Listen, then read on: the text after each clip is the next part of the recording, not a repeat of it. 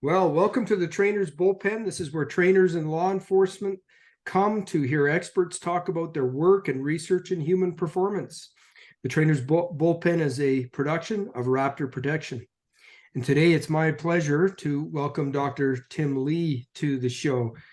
Dr. Lee is a professor emeritus at McMaster University's Department of Kinesiology in Hamilton, Ontario, Canada. His research concerns motor learning, how individuals acquire and transfer motor skills from the training environment to places of work and play. He's published more than 140 research investigations in peer-reviewed psychology and kinesiology journals. He's the author of the book Motor Learning and Performance, Motor Control in Everyday Actions, and Motor Control and Learning. In 2012, Dr. Lee was inducted as an honorary director of the PGA of Canada, for which he also serves as a technical advisory board member and as a golf coaching certification instructor for the Titleist Performance Institute. In addition, he consults frequently for the Force Science Institute in Mankato, Minnesota, and he delivered a keynote address at their 2022 conference. Tim has been a lifelong competitive athlete in a number of sports and still competes regularly in senior amateur competitions in Canada and the US. Tim lives in Ancaster, Ontario, nearby a blended family that includes 8 grandchildren. That's fantastic. Dr. Lee, welcome to the Trainers Bullpen. Thanks for having me, Chris. It's a pleasure to be here. So I asked you onto the show because you fairly recently wrote an article that was published in the Tactical Edge, and your article was called Desirable Difficulties in Training Improve Skill Retention. And so as I read that article, and you'll be interested to know, like when I read a lot of articles and research papers, I usually make a page or two of notes to pull out the important pieces. I made 6 pages of notes just on your Tactical Edge article. I thought it was so relevant and so critical for a law enforcement training audience. But Tim, I wanted to ask you, why did you feel the need to publish this article on this particular topic of desirable difficulties? Well, before I answer that, Chris, you should note that your pages of notes is probably longer than the article itself, which I don't think is 6 pages. Anyways, so I've been doing research in motor skills and psychology for the last 40 years, and during that time, there have been a lot of very interesting principles of skill acquisition, retention, transfer that have emerged in the research. And by and large, you just don't see those principles emerging in the study and performance of real skills. I don't see it very often in sport. I don't see it very often in rehabilitation. I don't see it very often in training.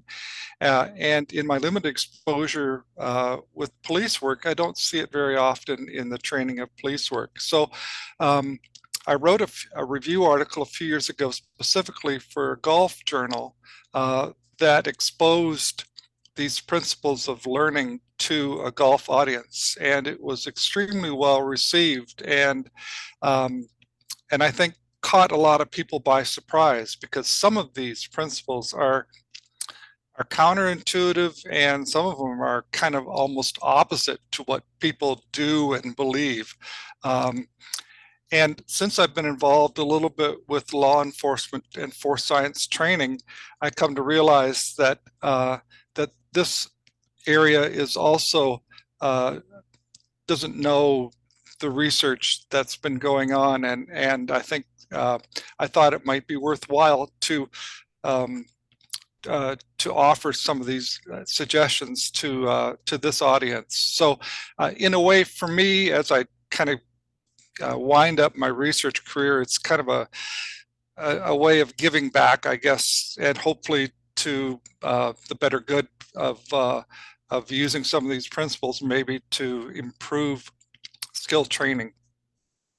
Okay, well, that's fantastic. And I would echo what you said about the law enforcement training world, Dr. Lee. I think when I read through that article, and by the way, I'm going to encourage everybody who watches this to make sure you read in full and digest what Dr. Lee's written in his Tactical Edge article. But what struck me is the principles that you outlined are almost the complete antithesis of what we typically see in the law enforcement training realm. And you know, my passion and my experience is in the motor skill realm, where we teach whether that's firearms or combatives, whatever it happens to be.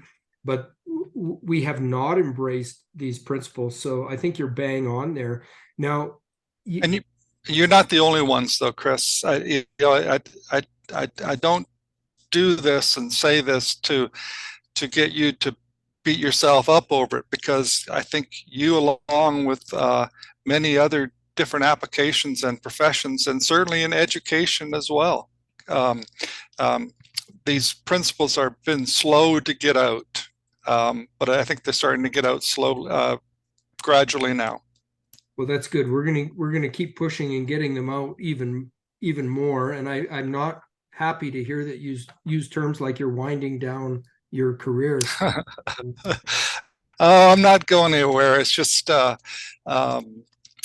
idea of being involved in active new research. I'm leaving to younger people now, and maybe taking more of a statesmanship role. Perfect. Good. And we can get you more and more involved in helping us enhance our law enforcement training. So desirable difficulties, Dr. Lee, what are desirable difficulties? Well, desirable difficulties are, first of all, it's a phrase that that was coined by Robert and Elizabeth Bjork, who work at UCLA in California.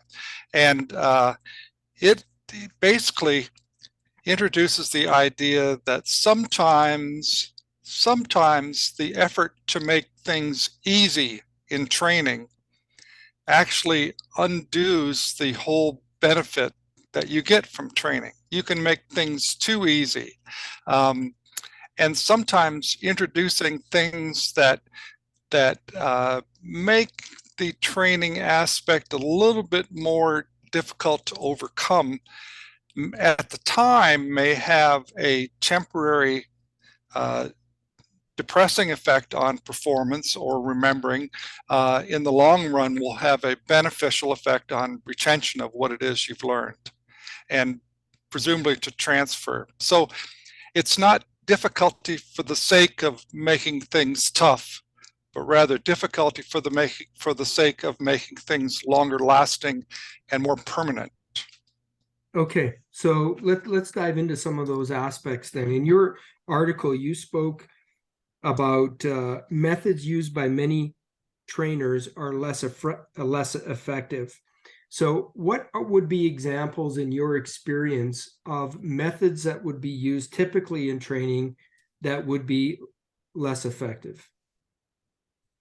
Well, first of all, I have limited experience with the policing community and the methods they use to train in terms of hands-on experience. So my greatest experience is in sport and athletics, as you mentioned in the bio. So I'll give you an example in golf training. For example, you see people out on the driving range that hit ball after ball after ball after ball repetitively with the same club towards the same target, oftentimes without even taking their hands off the grip or even changing their posture. And what they're doing is literally going through the motions without any regard to learning what it is they have to do out on the golf course. And out on the golf course, it's not a matter of going through over and over and over again. It's a matter of assessing the situation, selecting the appropriate club, selecting the appropriate motor program, perhaps to hit a particular shot, and being able to assess the results of that afterwards in order to make changes down the road later in the round. And none of those things are typically done on the practice range when you're doing things over and over and over again. So the bottom line is that what I see in terms of a discord is that people do things differently in practice than they're required to do in application, whether that's out on the golf course or perhaps out in the field in law enforcement. And the principles that we talk about here really come back to making things more applied in practice, such that when you get out into the field, you're not coming across something that's completely brand new.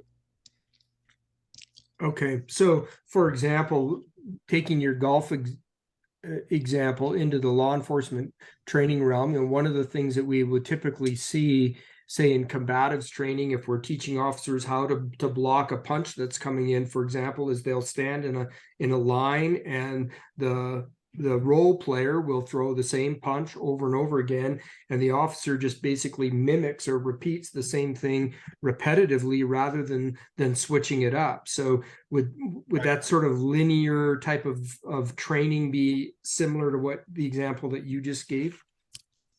Yeah, exactly. That's in the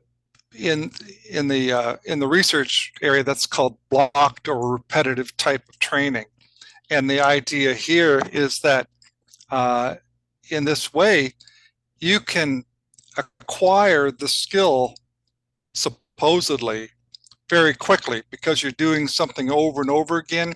You see a rapid improvement in the ability to perform that skill over and over again. The problem is it doesn't last very long, in that when you go to do it again a week or so later, you've probably forgotten everything that supposedly you'd improved. And secondly, that person out in the field is not going to telegraph a punch when he's trying to take you down. So that it doesn't transfer very well into a new situation or a situation out in the field. The idea that you're actually making improvements is kind of a myth or a mirage, if you will, because those improvements aren't really something that you're going to see when you have to do things on the spot. So they provide an illusion of performance improvement, if you will. In contrast, if you were to do things in a manner that wasn't like you described, where you're now coming at from a different angle or with a different limb, or under conditions that are dark, or there's a lot of noise going on, and now things are much less sanitized than they are as you just described. Now things become much more difficult. You're not going to see the effective response and improvements in the effective response as you might in the situation you described. However, the improvements that you do see are probably going to be much longer lasting, and they also will probably facilitate performing out in the real world against the real bad guys than under those sanitized situations. So this is an example of a difficulty that is desirable because what is improved will stay with you longer and be relevant, if you will. Okay, so just to kind of build on that a little bit more, it seems to me that your article refers to, and what you just mentioned, there's basically two different methods or really philosophies of training approaches. And the first one that you mentioned, that sort of linear, static, non-contextual type of training, produces those fast gains in performance that the trainer will often see during the training event. But what you're saying is that really is an illusion, because that type of training actually leads to the fastest loss of retention and the least transfer. Right. Okay, so is that right now?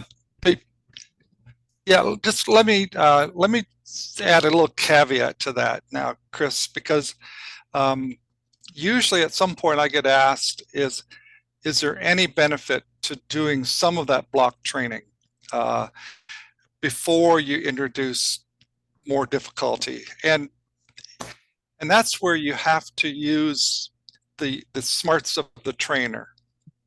That's where people like you come in and say, okay, you know what? Here's all this research, here's all this theory. In practicality, you can't you can't run before you walk, right? So you might do a little bit of that block type training, perhaps to prevent people from getting hurt in training. You don't want that.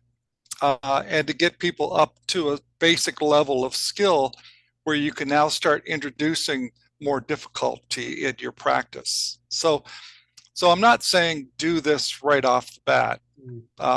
And this is where a good trainer will come in and say, you know what, you're ready for more challenges in your training.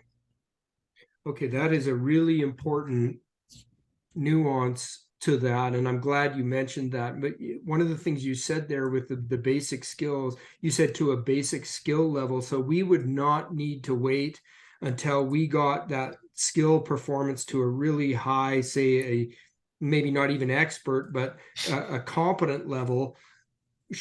As soon as they can start performing with consistency, would we then start to want to shift from block and start to move into more of a contextually based interleaved model? Yeah, yeah, absolutely. And I think one of the things you can do is start looking at performance, kind of performance plateaus, if you will. If someone reaches a competency that is reasonable, acceptable, even good, then you have to ask yourself, what is the value of continuing to do that? You know, add some complexity to it, add some difficulty to it. So now they're having to reach back, stretch, that maybe their performance is going to decline a bit, but it takes them to a new level. Okay, so I guess it's a matter of judging. Are they ready to step into a more difficult situation? Because continuing to perform something at a very good level, but continuing to perform something very well at a very low level of proficiency really isn't helping them move up to the next level. Right. So it's that judging, judging when and again, I go back to the good trainer will know when a student is ready to move on and needs more more difficulty in their training. Okay, good. Thank you for that. Now, one of the things that when you mentioned in your article that trainers can be deceived by the illusion of learning because of those rapid performance gains. But I've also previously heard you say that students themselves can be deceived by the illusion of learning. So it's not only the trainers, but those who are learning themselves can be deceived from the illusion of learning. What would you say about that? That's a really interesting issue. I think that and there's probably different reasons for this, but I think students themselves. I mean, you think about studying, for example. Cramming is a good example. You read something and you go, "Oh yeah, I'll remember that," and then you just skip over it because and then you reread something a few minutes later, and it's still on your mind. So you go, okay, I could just skip over that because I'll remember that. And I think that there's this notion, psychologists talk about fluency in memory. If you can read something and it makes sense to you, then you fool yourself into thinking, okay, I'm going to remember it on that exam. So I don't have to give it any more thought right now. And I think when we perform and practice, when we get good at something, we don't give it, when we perform well at something, maybe we don't give it the same effort in doing it again and again that we might otherwise do if we don't perform quite as well. So this idea of performing well gives an illusion that we're learning. And doing something well over and over and over again reinforces that illusion that we're learning because we're doing it. I made 100 putts in a row on the range, and first hole I missed a 2-footer. What's going on? Why do we do that? Well, we fool ourselves into thinking that that through these easy methods of practice, that these rapid improvements are going to stick with us, and they're going to transfer out onto the golf course. And in fact, when we get out there, the golfer goes, "What happened? I was hitting it so well on the range." And I think that this also can happen in many other different walks of life. I just mentioned preparing for an exam. You read something and it seems so memorable when you're studying, and then when you get into the exam, you kind of blank out. And I think some of these ideas we've talked about have been studied in education contexts and have been applied in that as well. Right. Now, one thing about desirable difficult, so when we make training more difficult for our students and we push them through contextualization and making the training more difficult, is it fair to say that then what we would expect to see is perhaps more errors during the training event? And this is something I really want you to talk to, Dr. Lee, because historically we've got this mantra in law enforcement training, which is perfect practice makes perfect performance. And I don't, but from what I'm reading and what I read you say, that isn't necessarily the case. So how do you help trainers understand the role of error and mistakes in training and how that relates to learning and performance? Oh boy, I could talk all day on that, Chris. That's one of those those myths, I think, that have been perpetuated. First, that the idea that if you make errors, then you're learning to make errors is the old saying that, and that repeatedly making errors means that you're learning to repeatedly make errors. And I think nothing could be further from the truth, especially if you learn from the error.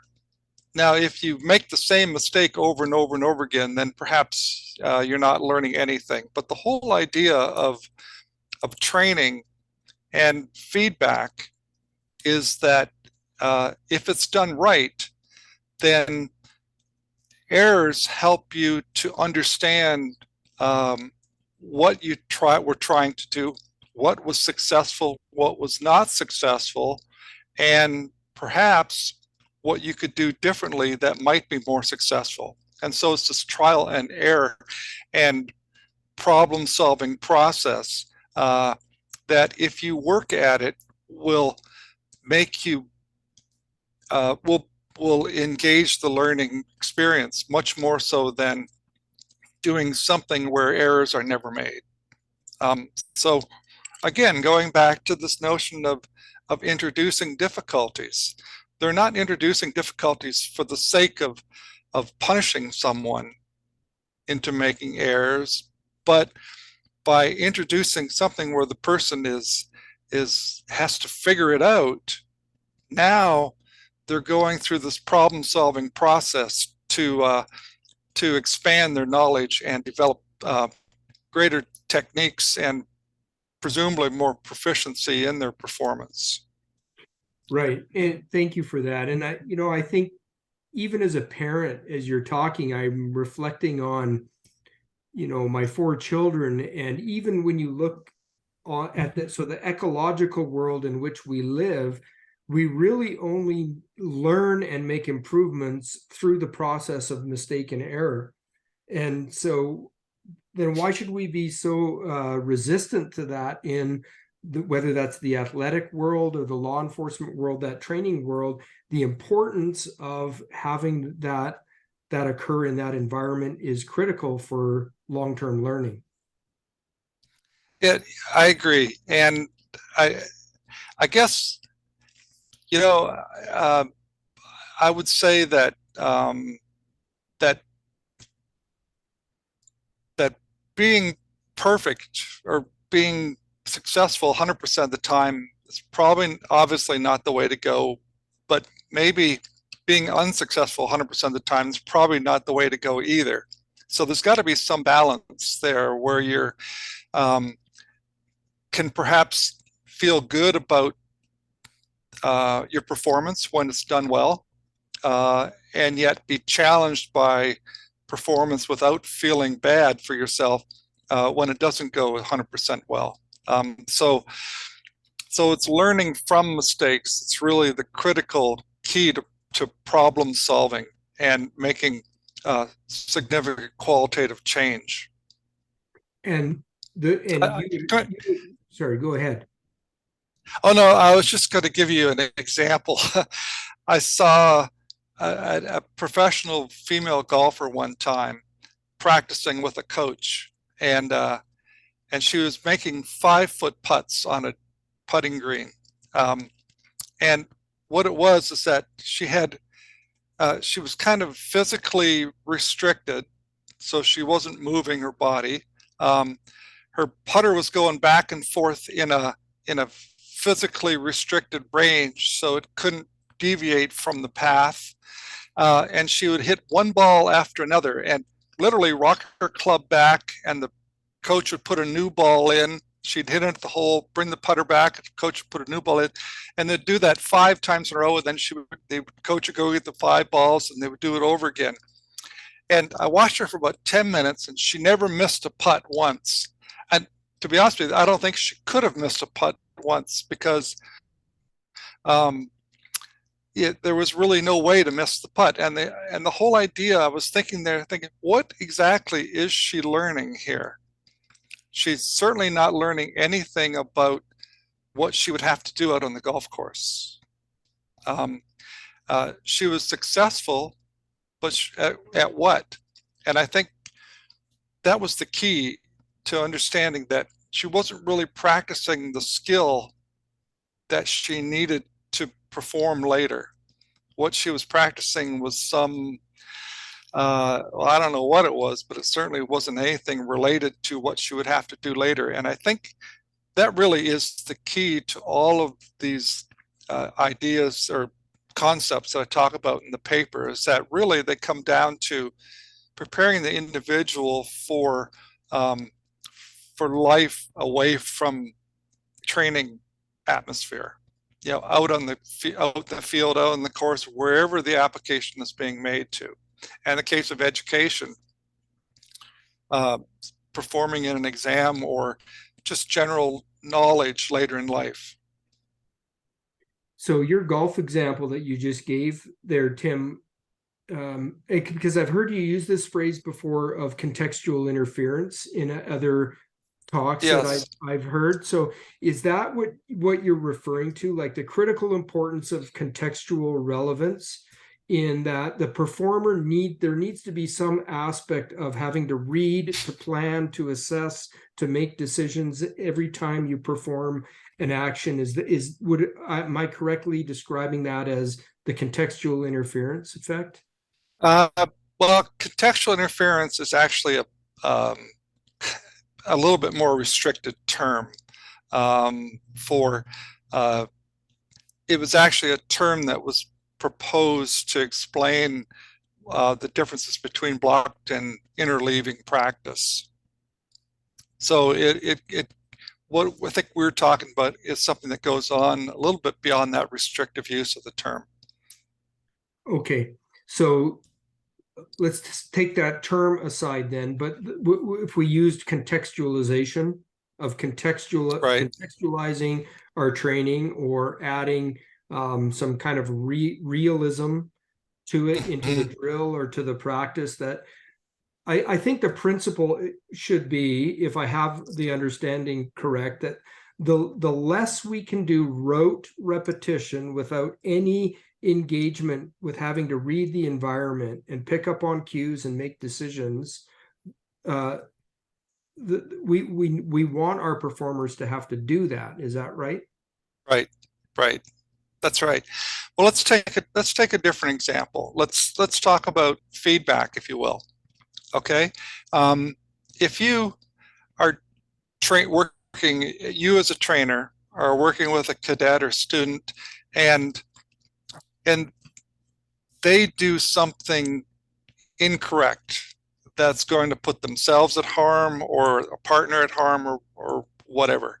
Now you could jump in there and correct them right away, okay, and say, don't do that, do this instead.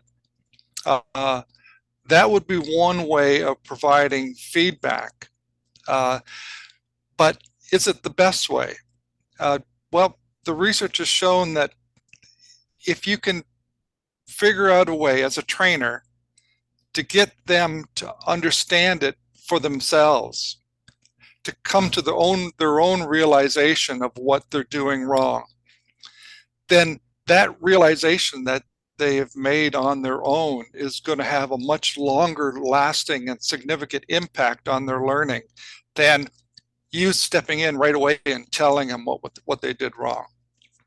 And the other thing is that when you ask people to reflect upon themselves, reflect upon what they've done, it's something that's that whole problem-solving process that you're asking them to do is something that's going to be with them out in the real world. Okay, if you step in and provide feedback, that's not a realistic situation, because you're not going to be out there with them holding their hand as out in the field. You have to get them to a point where they can think and act and understand their own behavior, and self-evaluate their own behavior on their own. So how can you as a trainer do that and still give them good information? Well, one way to do that is, instead of jumping in quickly providing feedback, is to ask the individual to reflect themselves. Okay, say, okay, later on you could come in and say, okay, remember that situation back there where you did this? How do you think you could have handled that differently or handled that better? Okay, and by asking that, there's one of two things will happen. Both of them are good. Okay, one is that the individual is going to correctly identify what they did wrong, in which case, great, you can say, excellent, they've learned from that, and you've reaffirmed that they've learned from that. Or the second thing is that they're going to be dead wrong in their assessment. Okay, but the fact that they've tried to do that assessment, now your feedback is going to have that much more of an impact. Okay, because they've made the assessment, they've said, okay, this is my best guess as to what I did wrong. And you said, okay, well, maybe not. Maybe think about this instead. And they go, aha. Okay, and that aha moment is going to be something that's going to be longer lasting and more more engaging in their learning than if you were to jump in and tell them what they did wrong before they had that chance to assess it. So it's little things like that where, as trainers, holding back a bit is not a bad thing. In fact, it's a very good thing in terms of maybe not the immediate improvement in performance, but the improvement in performance is going to have a longer lasting effect on the individual. Okay, so that leads me, yeah, that's a great segue, because in your article you spoke about the different aspects of training design that a trainer might use to accomplish the desirable difficulties approach. So you mentioned 5 of them, and the first one in your article you referred to as the spacing effect. So can you tell us, right, what is the spacing effect and why is it important to learning? Well, the spacing effect really, it emerged in two separate bodies of literature in the early 1900s. One in psychology of study and learning, and the other one in motor skills study. And in the motor skills research, well, I'll give you a practical example. There are a lot of studies done with contrived motor skills tasks in the early 1900s, but some work done in the 1970s with postal workers is a great study. To give you an example, it was in Britain, and they took hundreds of postal workers that were retraining using a letter sorting task, and they were learning how to use this machine, and they were going to train them for 80 hours, and they took all the individuals that they were training and split them into 4 different groups, and one did 2 hours of training twice a day. Another group did 2 hours of training once a day. A third group did 1 hour of training twice a day, and the fourth group did 1 hour of training once a day. Now, what that means is that the 2 hour twice a day group are going to train for 80 hours, so that's 4 hours a day. So they get all that training done in 20 days. Okay, 5-day week, so over a 4-week period. 2 hour once a day and 1 hour twice a day is going to get that done in 40 days. So that's an 8-week period. And the other one is going to be 1 hour once a day for 80 days. So that's going to be a 10-week period or 20-week period. And so spacing is taking the amount of time and how long that's spread out over time. So each of them got exactly the same amount of training. It's just that one of them got it in a very compressed amount of time, and the others got it in increasingly lengthy amounts of time. And what ends up happening in all of these studies is that the group that gets spread out over longer periods of time, when they're tested, I think in this situation, they were tested 9 months later, were performing at a much higher level than the groups that had it compressed into a small amount of time. So the spacing effect is that if you take the same amount of time and spread it out over longer periods of time, it's going to have a longer lasting impact on long-term retention. That is, to put it in a word, it sticks better. Okay. Whatever it is that you've improved will stick better. In the psychology literature, they've done this with, well, the best example is cramming for an exam. If you're going to study material, let's say for an exam, let's say you're going to study it for 3 hours.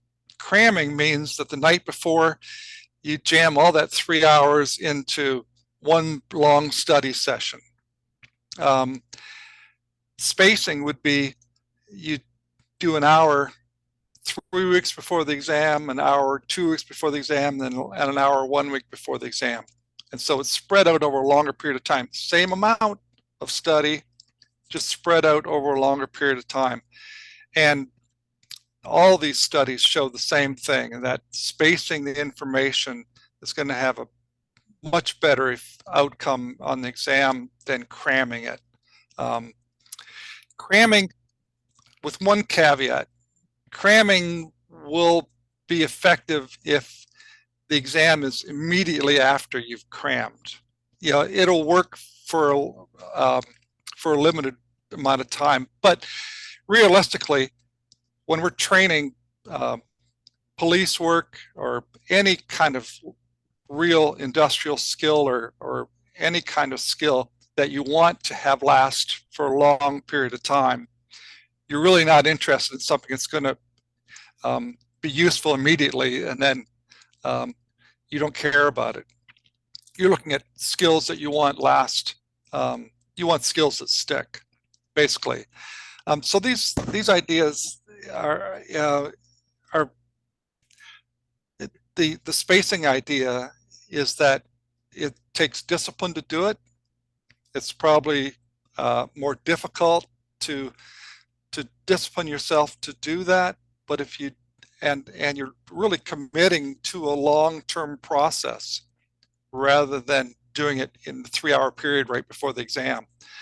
But that long-term process is going to have much more beneficial effect down the road.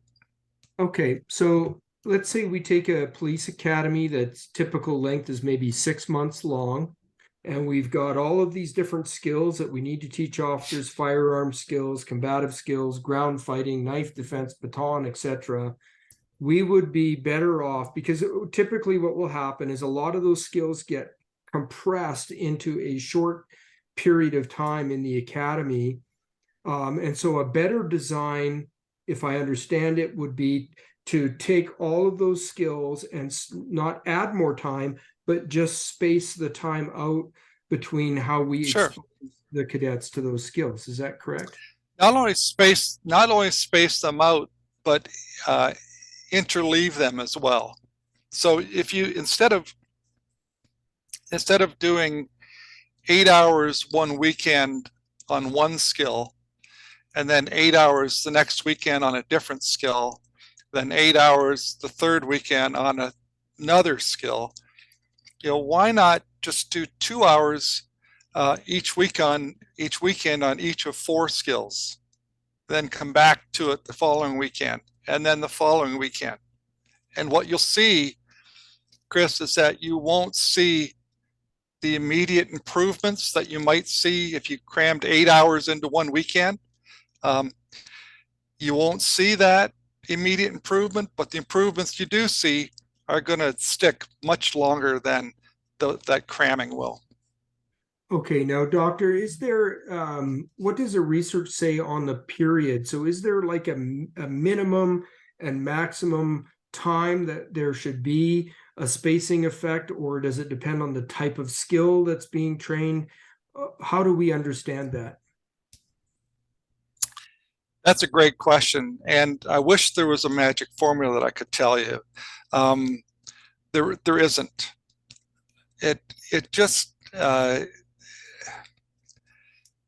wish I had a great answer for you. I wish I had a good answer for you. I wish I had any answer for you. It's not. There just hasn't been the research done with individual types of skills at that level to come up with good quantifiable numbers. All I can tell you is that if you go by the principle, and the principle being that if you are going to spend this many weeks in training and this many hours on each of these skills, then you're better off distributing them in the manner that I talked about than you are cramming them into individual units. Okay, well, that's very helpful. So let's move on to the second sort of method that you spoke about, or the aspect, and that is the testing effect. So in your article, you spoke about the testing effect and how that can enhance learning. So again, what is the testing effect and why do we care? Testing effect is a great one. First of all, people generally hate taking tests. Nobody likes taking tests, but taking tests is a way of asking yourself, what do I know about the information that I need to know? So instead of saying, well, I'm going to read this in order to understand it better, I'm going to test myself to see where I'm at right now, and then figure out what I need, what's deficient. And I'll give you an example. I'll give you a practical example. My partner, I got separated from my cell phone, as I'm sure we all do at one point or another. And I was going to call my partner to see if she could help me remember where my cell phone was. So when I went to call her, I realized I don't know her phone number. because it's on my cell phone, um, in the directory on my cell phone. So it's a conundrum. I couldn't call her about my cell phone because my cell phone had her phone number and I didn't know how to do it. So I said to myself, okay, I'm going to learn what her phone number is. Okay, so think of the different ways that you could do that.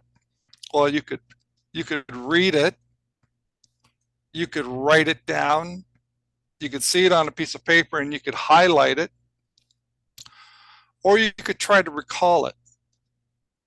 Okay, so I tried recalling it, and I had none of the numbers right, but I tried. And she told me what her phone number is. And so instead of trying to recall it right away after she told me, because it would still be in memory, there's no, I'd get it right, but what use is that? I tried to remember it about an hour later. And I think I got maybe a couple of the digits right. And she corrected me. And then I tried it again a day later. And I got a few more of the digits correct. And then I tried it another day later. And within a few days, I had it memorized. And I have it memorized. I can remember it now to this date. And the point is that of all these methods of trying to remember something, the act of recalling, which is in a way taking a test, was the one that produced the best results in the long term. Now notice it didn't produce the best results at the time, okay, because I couldn't remember it the first time or the second time or the third time, but eventually I did remember it. And now I'm not going to forget it. But reading it over and over again, highlighting it with a highlighting pen, writing it down, those methods might be effective, or not writing it down, but reciting it, reading it and writing it below that. Those might be effective in that you get it right every time, but they're not going to stick with you very long. Okay. When I gave a talk in Orlando, I gave an example of a testing effect. So I'm going to, I think you've read the articles, so I've used this example in the article, but for your listeners out there, here's a question. Of those of you who remember who the Beatles are, the question is, what is the most frequently streamed Beatles song on Spotify? Okay, so anybody that's watching this now, think about that. What's the most frequently streamed Beatles song on Spotify? And when I asked this question at the conference, I literally said, okay, give me some answers. People thought about it, thought about Beatles songs they liked and Beatles songs they thought were popular. And I got a bunch of responses like Hey Jude and Here Comes Blackbird and all that. And finally somebody says Here Comes the Sun, and which is not really a famous Beatles song. It was a George Harrison song, but in fact it's the one that's most frequently streamed. And the funny thing is, I got a person that emailed me about 2 weeks later who said, you know what, I can't get that memory out of my mind. She said it's so impactful that every time I think about the Beatles, I think about Here Comes the Sun. But the whole idea here is that if I had just said, guess what, you know what the most frequently streamed Beatles song is? It's Here Comes the Sun. Or if you'd read it in a newspaper, or somebody had just told it to you, you would go, oh, okay, that's nice, and probably forget it a day later. But the fact that you had to try to think about it and recall it has that extra impact, that effort of trying to recall it. It's not easy.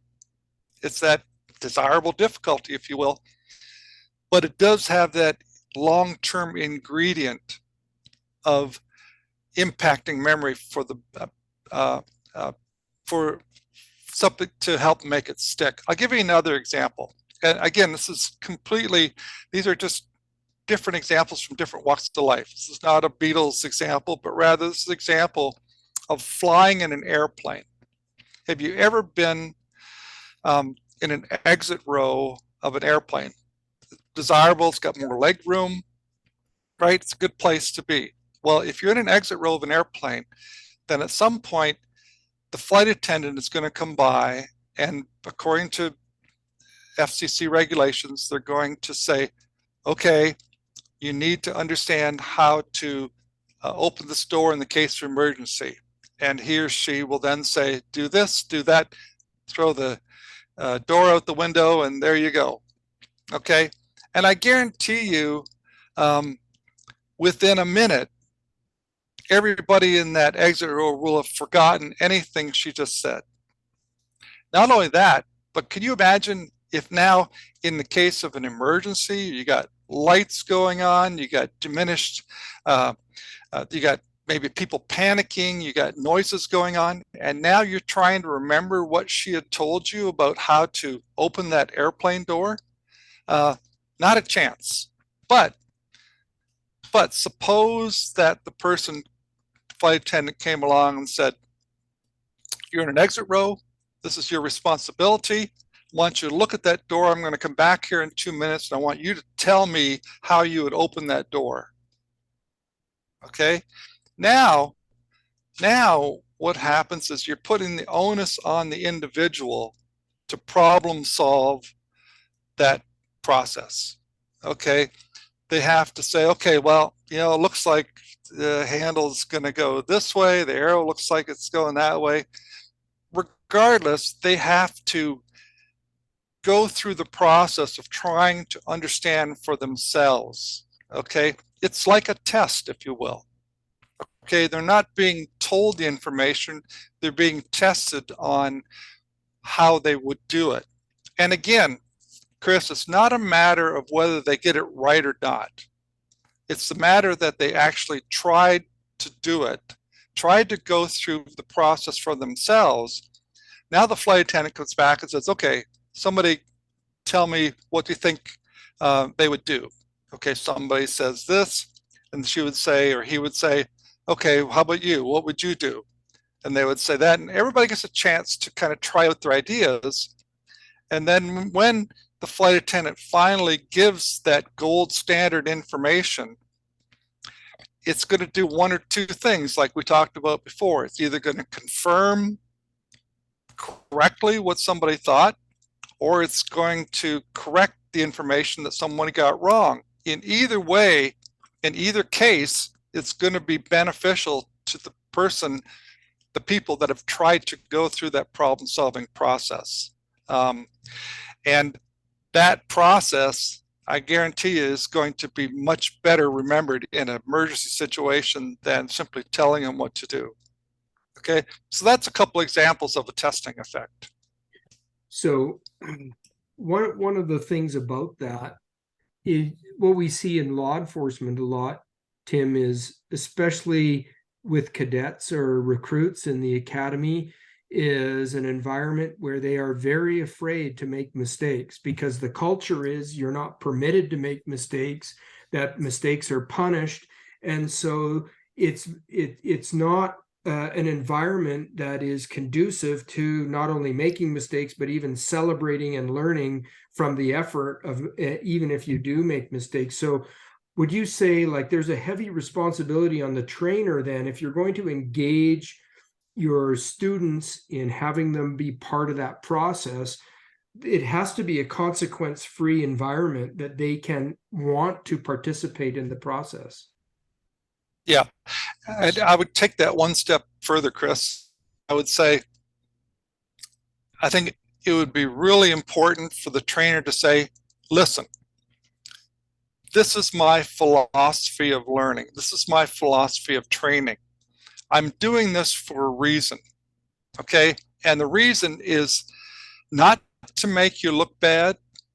It's not to make you look good. It's trying to get you from being killed out in the streets. And the best way to do that is for you to leave here as highly skilled, not within the confines of this training unit, but rather to be as highly skilled to go out and do your job as you can. Okay. And as a trainer, these are the methods that I know work best. And we're going to go through this training regime with these ideas in mind. It's not here to punish you. We're not here to make you feel bad. We're here to get you to leave here with skills that will work as well as possible out on the streets. So getting the student or the trainee in tune with what you're trying to accomplish, I think will go a long way to maybe changing that environment to one of understanding where you're going. Okay, so I think you just hit on something really important there, because we're just talking about the testing effect right now, but do you think then, like, because a lot of this is so counterintuitive to learning, not just to trainers, but also to students, because we grow up in a school system that does not adopt this methodology typically as well. So at the beginning of an academy, do you think it would be helpful to go through, look, here's how we learn, here's why we do feedback this way, here's what desirable difficulties are, this is what you're going to experience and why it's good for you, this is how we space things out, this is why we interleave things, and this is what you're going to expect? Do you think that knowledge would be helpful for a new learner? I think it would go a long way to help alleviate some frustrations that a learner might have with the methods that the trainer is using. I mean, let's face it, the learners that you get are adults. So they have gone through a lifetime of getting immediate feedback, of doing things in block type of practice methods, of studying using methods that are probably less effective than other methods, highlighting pens and reading and rereading and things like that we know are less effective than taking tests, and training under highly sanitized situations. In general, these are kinds of things that we've gone a lifetime through of expecting. But the good thing is that having adults, you're able to talk frankly with them and say, listen, these are the methods that you probably have grown up with. These are the methods that we're going to be using here. And you need to understand that if you want to keep using those old methods, you're probably not going to be a very good cop, or you're not going to be as good a cop as you could be. And what we're trying to do here is to make you as good as we can make you, or at least set up situations so that you become as good as you can become. And I think if you kind of adopt that and really buy into that attitude, that I think your trainers are going to go along with you, and perhaps create a culture where failure is not seen as bad, but rather as an opportunity to grow and learn. Perfect. That's excellent. Thank you. So we did already talk a little bit about feedback as your next sort of aspect of desirable difficulty. So you mentioned some critical things about that, but about delayed feedback, about not giving feedback right away. And now I think this is really important. And I was convicted by this because this is the feedback method that is almost exclusively used in law enforcement training. Is we see our student doing something that we as the trainer know is less desirable. We interrupt and we say, this is what you're doing wrong. This is what you need to do to correct it. Now just do what I told you to do. And so then they will parrot what we just told them to do. And we go, oh yeah, look at how well they learn from my feedback. Right. But Right. that's not the case, is it? No, it's not the case. Well, I mean, it is the case in that you get nice immediate improvements in performance um, that don't stick. And when I say they don't stick, what I mean by that is that if you if you're not given the opportunity to develop self-evaluation skills in training, then you're not going to be able to critically self-evaluate out on the street, out on the job. And I take this when I talk to golf instructors and golf clinics. This really hits home, I think, a lot, because instructors in golf tend to try and give their pupils as much bang for the buck as they can. And that means immediately giving feedback and saying, oh, you're doing this wrong, you're doing that wrong, oh, your elbow's way out here, and things like that. The problem is that it's against the rules, for one thing, to have a coach with you out on the course. And nobody has a coach out on the course with them anyways. And it's an awfully long round of golf. If you start on the first hole doing something incorrectly and don't have the self-awareness or self-evaluation skills to be able to make that correction mid-round, it becomes a very long, frustrating round of golf. But if you're able to develop those skills to say, oh, this is why I did that, and this is how I can correct it next time, then you can things always goes wrong on a golf course, but if you're able to make those corrections, then oftentimes you can turn things around very quickly. But making those corrections is a process of developing the knowledge base and the self-evaluation skill base to basically be your own coach. And that's really what you're trying to get people to do, is to be their own coach, to be able to step aside and say, this is what I'm doing wrong. Okay, I don't need to have somebody else tell me what to do doing wrong, because I know what I'm doing wrong, or I know what I did wrong. But if you are so reliant on someone else telling you when you did something wrong and what you did wrong, then you've never really get an opportunity to develop those self-evaluation skills. So providing feedback in ways that get the information across eventually, but allowing the individual to critically self-evaluate prior to getting that information is really a nice way of developing skills that will last a long time, and also are subject to ongoing self-evaluation. So one of the things with feedback, and I think this is such a valuable topic in and of itself, that perhaps at some point we should do another one of these just on models of feedback and types of feedback and how to give feedback, because I think it's so critical for trainers to know this. But I've heard you use the phrase before, Dr. Lee, of bandwidth feedback. So right. Well, is bandwidth feedback different than delayed feedback, or how do we understand that? Yeah, it's just a different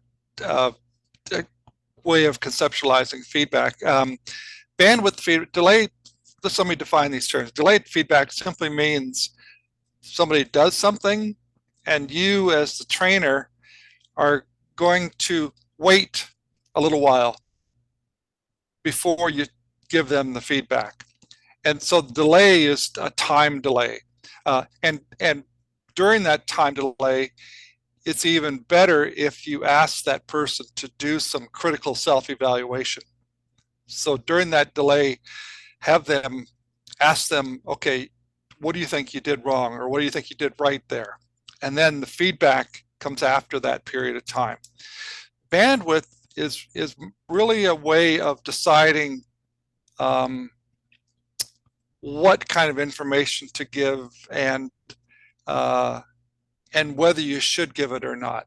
Okay, so let's say that you're evaluating a person and they're doing something that has kind of shades of gray of correctness, if you will. You know, it's mostly correct, or it could be grossly incorrect, let's say.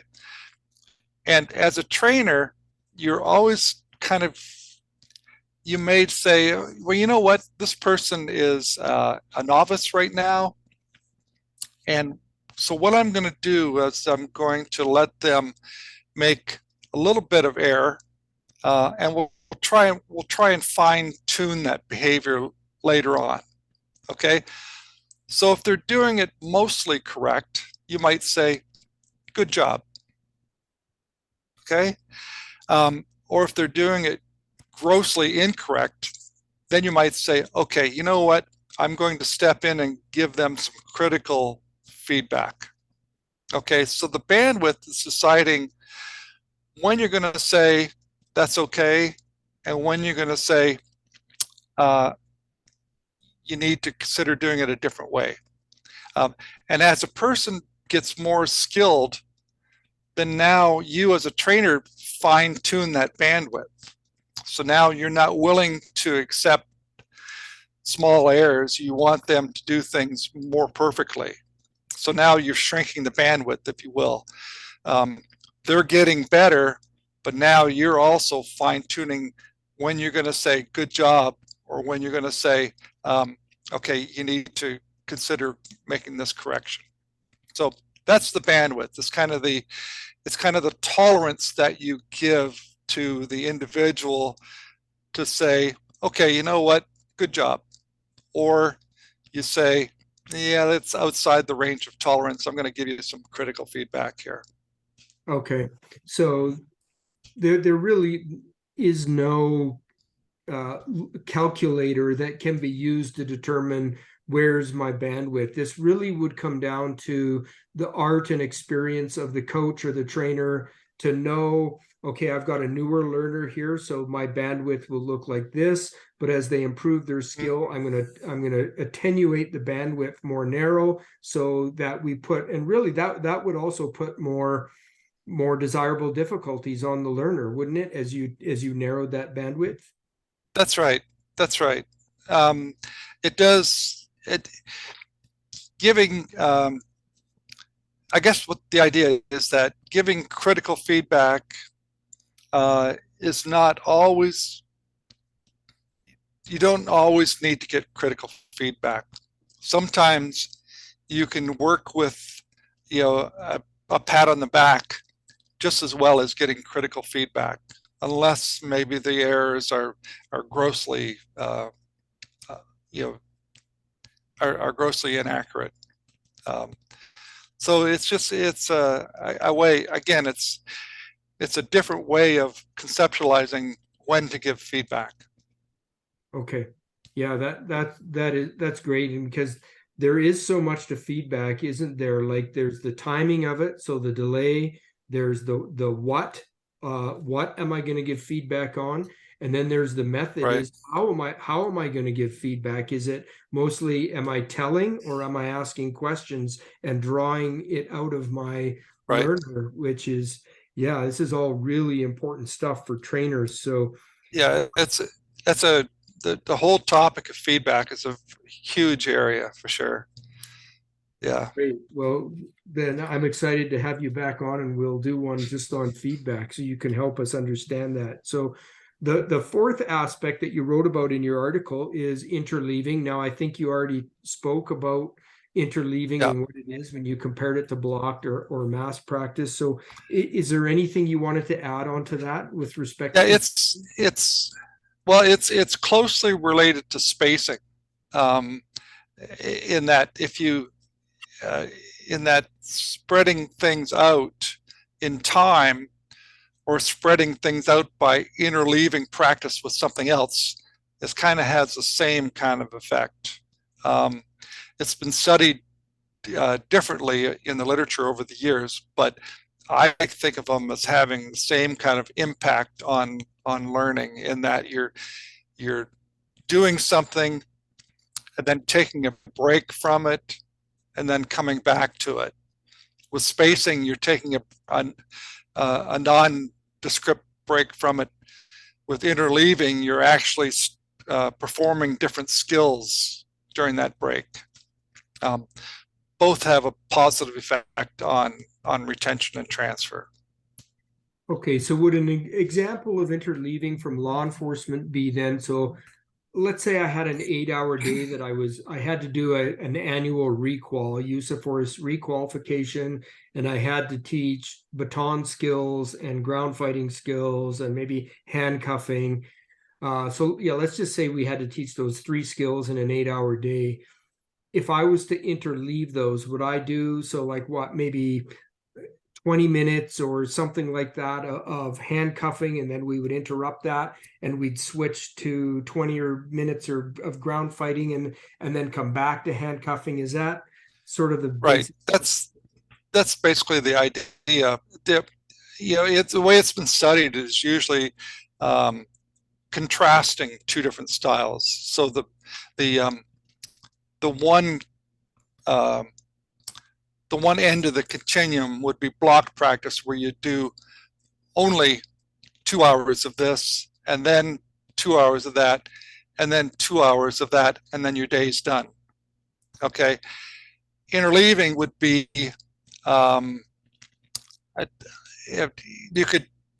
you could imagine many different scenarios in interleaving where you're doing 15 minutes of each. That's redone 4 or 5 times over the course of the day, or just twice even, where you do 1 hour of each, then come back and do 1 hour of each, or you could break it up into more. And deciding on how much to break it up into how smaller units really depends on the skill and what it is. If you're doing something that you kind of, people get it right away, then I could see break it up into small units. If it takes something that it takes a little bit longer to kind of get a handle on what it is you're doing, then I could see little, larger chunks. So I guess what I'm saying is it really depends on the skills that you're doing. But if it's something like handcuffing, that maybe where you get the principle fairly quickly, then I could see doing that in small chunks, but coming back to it, again and again and again, because you do something, you forget about it, and when you come back to it, you come back to it remembering something, but also bringing to the table with you something else. And that something else may be something that you've learned in the interim, or simply a different way of looking at it. Like when you come back to a puzzle that you can't figure out, and you come back and look at it and you kind of go, oh, why didn't I figure that out the first time? It's that, it's, I guess, the perspective that you get sometimes when you go away from a task and then come back to it, that adds something to the interleaving. And again, it may not, and the research shows that interleaving is not going to produce the quick performance gains that you see in block practice. So you have to be, as an instructor and as a student, willing to accept that you're not going to get this rapid improvement, but the improvements that you get are going to stay with the student much longer. Okay, that's fantastic. Now, the last component of training that you spoke about with respect to making a desirably difficult training environment is training under pressure. And this one is really important for law enforcement because they are always operating on the street under conditions of Right. pressure when they're in those time compressed, high consequence types of events. But so what did you mean by training under pressure? How would you describe and define that? Well, training under pressure, it's been studied over the years in many different ways and using many different terms. People used to call it training, contextualized training. That is, training in the environment in which you're going to eventually perform. So one of the first studies on contextualized training was done using university classes, where they actually they compared, if you can imagine, they compared students who wrote an exam in the classroom where they took the class, or wrote the exam in a separate examination room.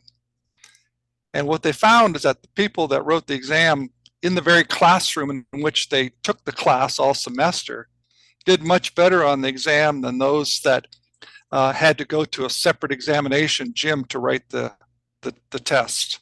And the idea here is that the way you learn has some context to it, and the context is embedded in what you've learned. So that's kind of the background. And then people started saying, well, you know what? When we develop firearm skills, okay, oftentimes the context in which we do it, or which we develop these skills, are so sterile, they've got no realistic application to the real world. So one of the first studies was done by some German psychologists that were working with, not German, they were Dutch. They were working with some police force in Amsterdam, I believe.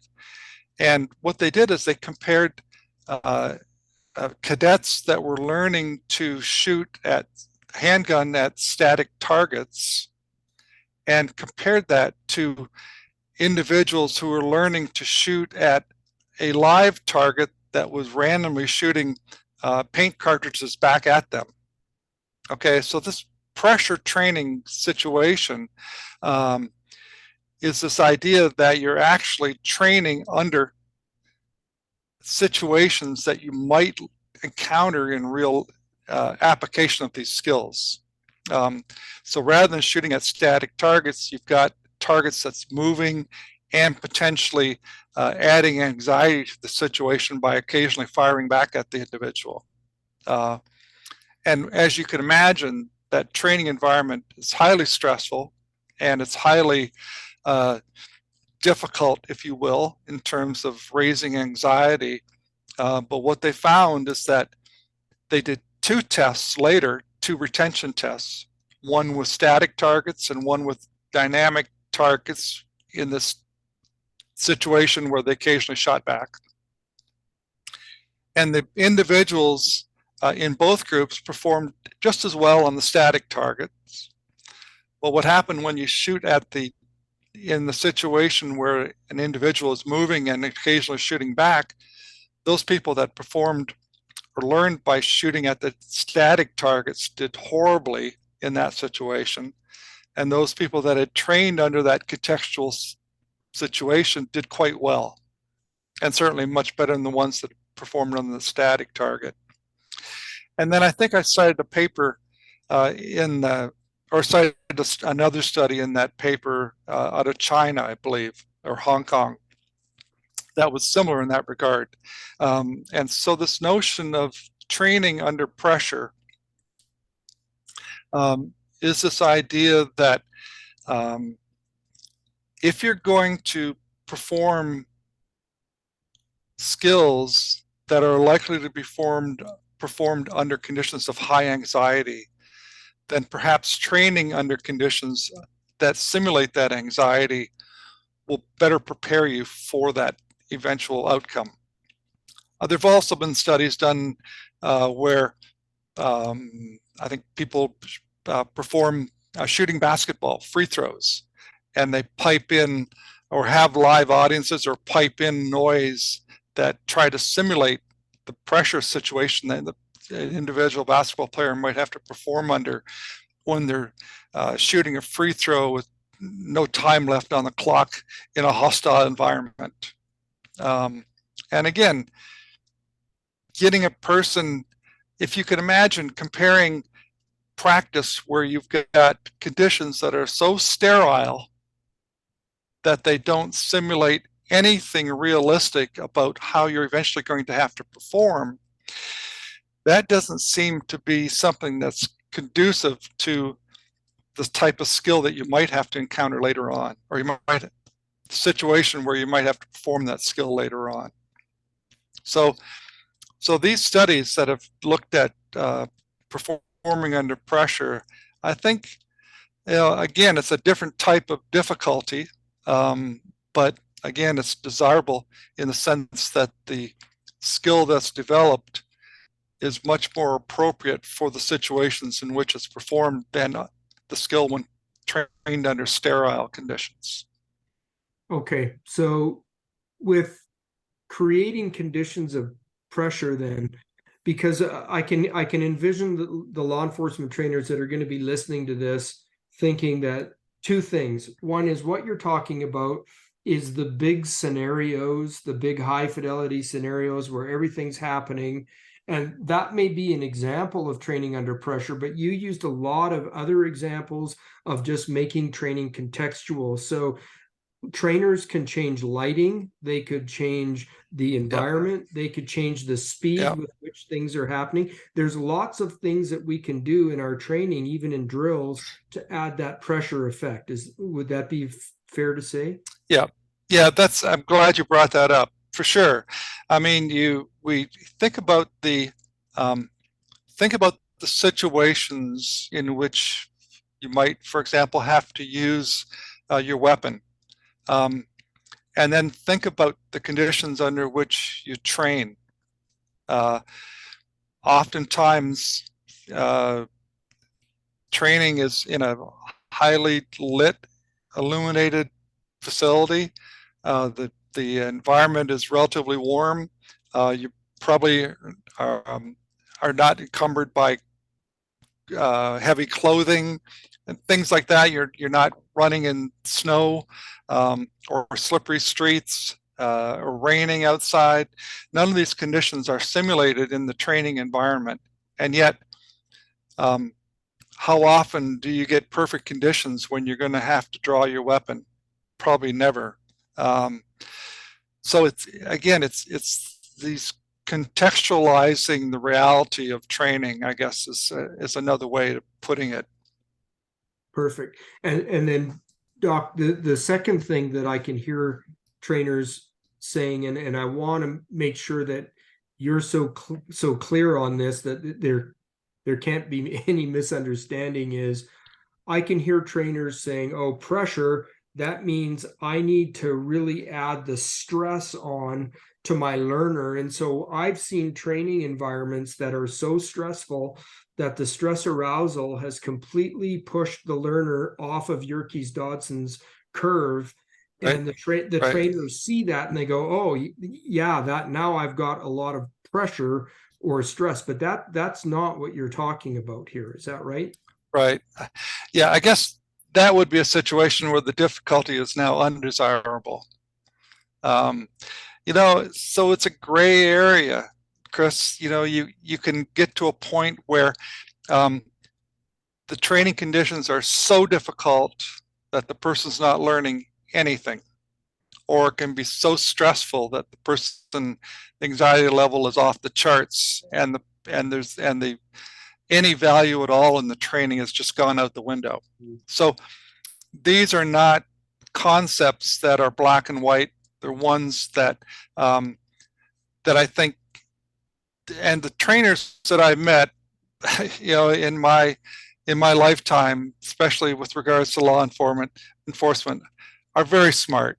They're very good, and I think that common sense will prevail. If you think about these ideas of desirable difficulty, and instead of just kind of blanketly using them, but rather bringing them into your own sphere of adapting your approach, maybe with some of these newer ideas, then I think people are going to do things in a way that's not going to be undesirable. They're going to do things that are going to improve their own methods without throwing the baby out with the bathwater, if you will.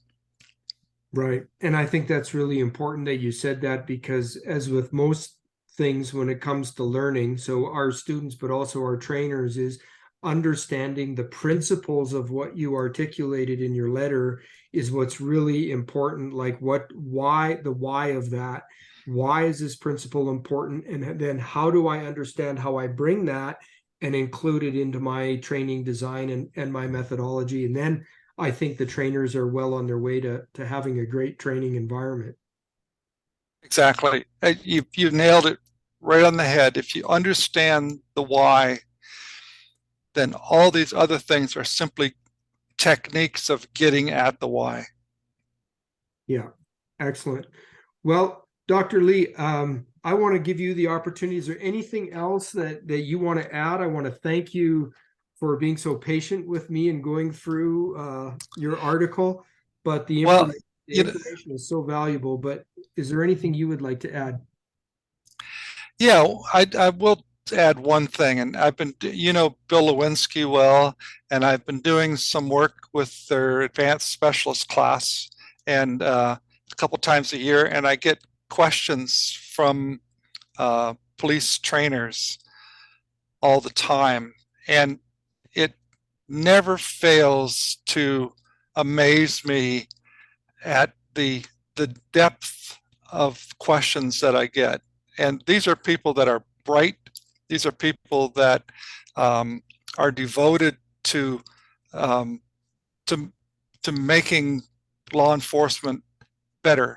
And I've never met a single individual that are just going through the motions. So I really admire the work that they do. I admire the work that you do. And if I've done anything in a infinitesimally small way that can help, then I'm overjoyed. Well, thank you. Your contribution is not small to law enforcement, and I can tell you that the feedback that we get on the advanced specialist course at Force Sciences, the information that you provide to trainers is consistently rated as the most important and critical information that they've had in the entire program. So I just want to encourage you and say thank you for what you do, and please don't step down from that. You can step back from research, but we have law enforcement that still needs your skill and experience. I don't plan on going anywhere. Thanks, Chris. I really appreciate your comments. That's nice. Except the golf course. I know you plan on going there. All right, Dr. Lee, well, You bet. thank you so much for your time. And if you're willing, we'll love to have you back on the program again. And I think we've got some great topics to continue to dig into here. That'd be great, Chris. I appreciate it. Thank you. Right. Take care, sir. Okay, you too. Bye-bye. Bye.